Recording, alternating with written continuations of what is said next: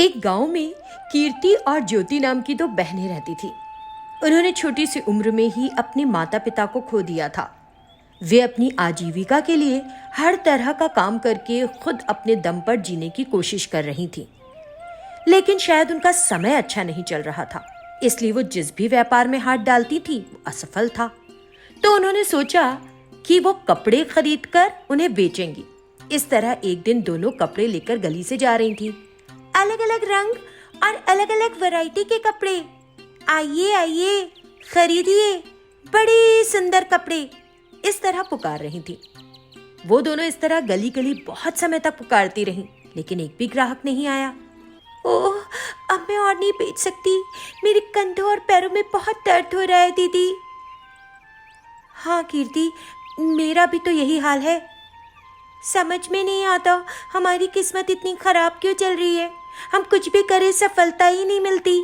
मैंने सोचा था कम से कम कपड़े बेचने का काम तो चल ही पड़ेगा।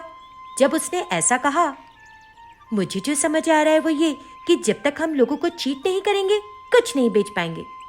इससे तुम्हारा क्या मतलब है?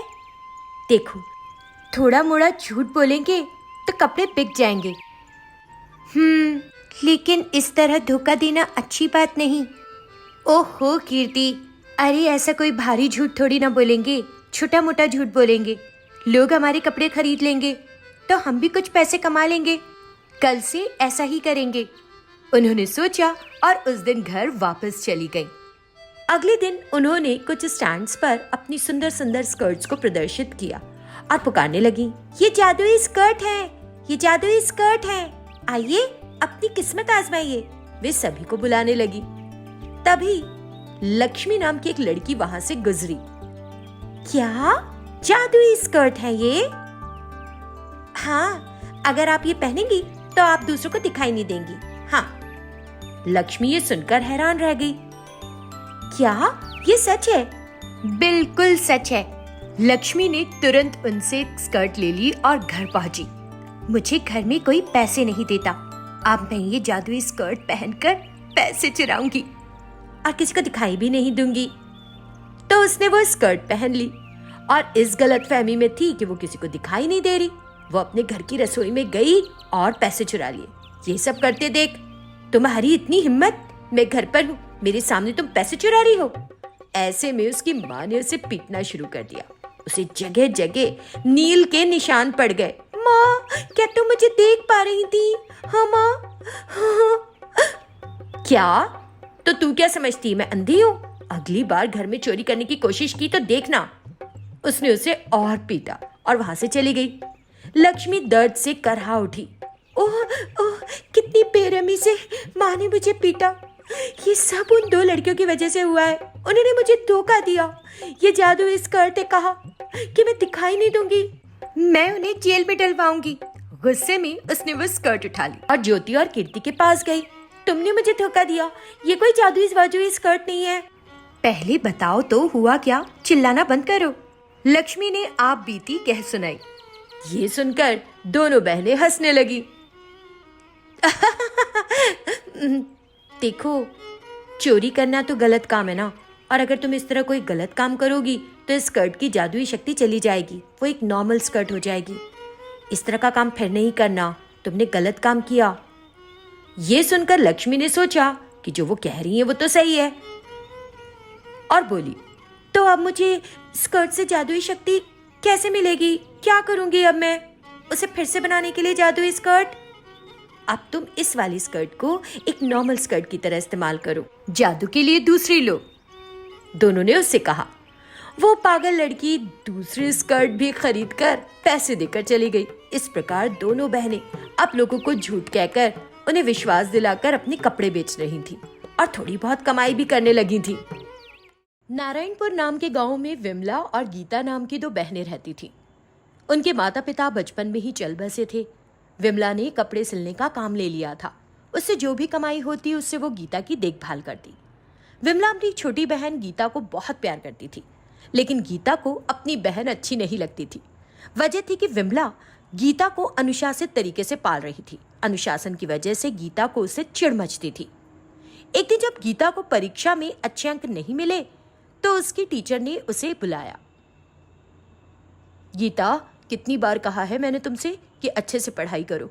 तुम्हारी बहन पढ़ाई का खर्चा उठाने के लिए कितनी मेहनत करती है, लेकिन तुम अपने मार्क्स देखो जरा। टीचर उसे डांट रही थी तो वो डरते डरते कहने लगी, सॉरी टीचर, अगली बार मैं खूब मेहनत करूंगी और अच्छे मार्क्स लाऊंगी। वो टीचर से प्रार्थना करने लगी, लेकिन टीचर ने उसकी बातों पर ध्यान नहीं दिया। और मैं तुम पे विश्वास नहीं कर सकती, तुम हमेशा ही ये कहानी कहती हो। कल अपनी बहन के साथ आना, मुझे कुछ बात करनी है उससे, टीचर ने कहा। गीता आगे कुछ कहना चाह रही थी, लेकिन टीचर ने उसकी बात को अनसुना कर दिया और चली गई। तब गीता को भी वहां से जाना पड़ा। स्कूल खत्म होने के बाद जब गीता घर गई तो विमला कपड़े सिल रही थी। गीता, दूध मेज पर है, पी ले और पढ़ने बैठ जा। मैं इस एक ड्रेस को सिलकर खाना बनाऊंगी। दूध पीकर गीता विमला के पास आई और, दीदी, मेरी टीचर ने तुम्हें कल स्कूल साथ आने को कहा है। ऐसा क्या?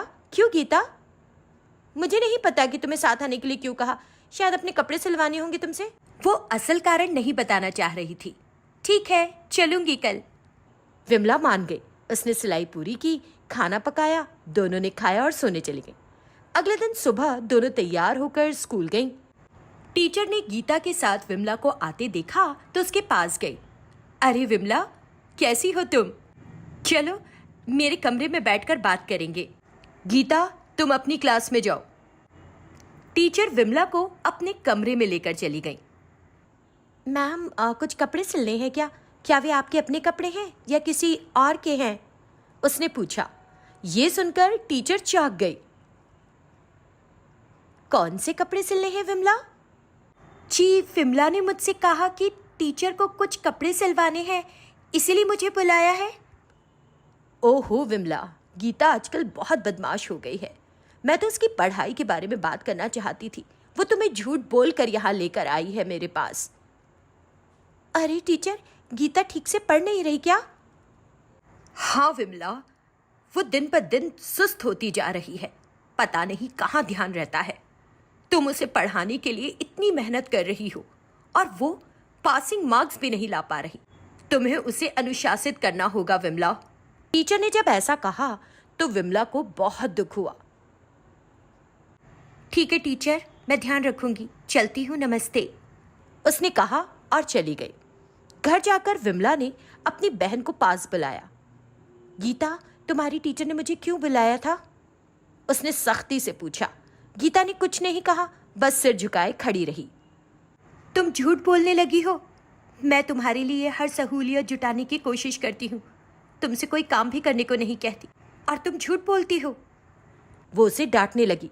गीता गुस्से में बोली, तुमको ये सब करने के लिए किसने कहा? मैंने कहा क्या? तुम खुद दुनिया के सामने अच्छा दिखाना चाहती हो खुद को, इसलिए बैठकर सिलती रहती हो। तुम तो ऐसे बात कर रही हो जैसे मेरे लिए कमाती हो, हमेशा वही राग गाती हो। गीता ने अनाप शनाप कहना शुरू कर दिया। विमला उसकी बातों को सुनकर समझ नहीं सकी कि आगे क्या कहे।